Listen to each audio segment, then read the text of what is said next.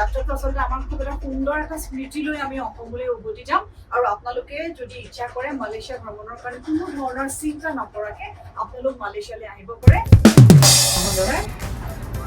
আমি আহিছোঁ অসমৰ পৰা আৰু আমি মালয়েছিয়া ফুৰাৰ সপোন এটা আছিলে আৰু সেই সপোনটো সাৰ্থক কৰাত আমাক সম্পূৰ্ণভাৱে সহায় কৰিছে হিমাংশু আৰু বৰ্ণালীয়ে।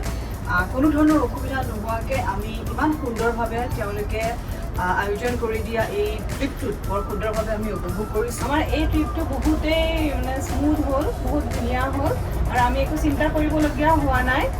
ক'ত যাব লাগে, কেনেকৈ যাব লাগে, সকলোখিনি অলৰেডি মানে ফিক্স কৰা আছিলে আৰু আমি জাষ্ট ৰেডি হৈছোঁ আৰু ওলাইছোঁ। একো হেক্টিক নাই।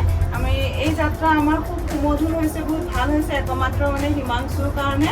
আৰু মই সকলোকে ছাজেষ্ট কৰিম যে হিমাংশুক আমাক যাতে কণ্টেক্ট কৰে আৰু মালয়েছিয়াৰ টুৰটো তেওঁলোকে উপভোগ কৰে। আৰু লগতে এটা কথা ক'ব বিচাৰিছোঁ যে লগত আমাৰ যিজন গাইড আছে, গাইডৰো আপোনালোকে সুবিধা পাব। গাইডজনো ভাল, তেখেতে আপোনাক সুন্দৰভাৱে সকলোখিনি কথা বৰ্ণনা কৰে আৰু আমি আপোনালোকক ক'ব বিচাৰোঁ যে যাত্ৰাটো আচলতে আমাৰ খুব এটা সুন্দৰ এটা স্মৃতি লৈ আমি অসমলৈ উভতি যাম আৰু আপোনালোকে যদি ইচ্ছা কৰে মালয়েছিয়া ভ্ৰমণৰ কাৰণে কোনো ধৰণৰ চিন্তা নকৰাকে আপোনালোক মালয়েছিয়ালৈ আহিব পাৰে। যদি আপোনালোকে হিমাংশু শৰ্মা আৰু বৰ্ণালীক আপোনালোকে যোগাযোগ কৰে, মই ভাবোঁ যে এই যাত্ৰাটো আপোনালোকৰ খুব সুন্দৰ হ'ব আৰু এটা মধুৰ স্মৃতি আপোনালোকৰ বাবে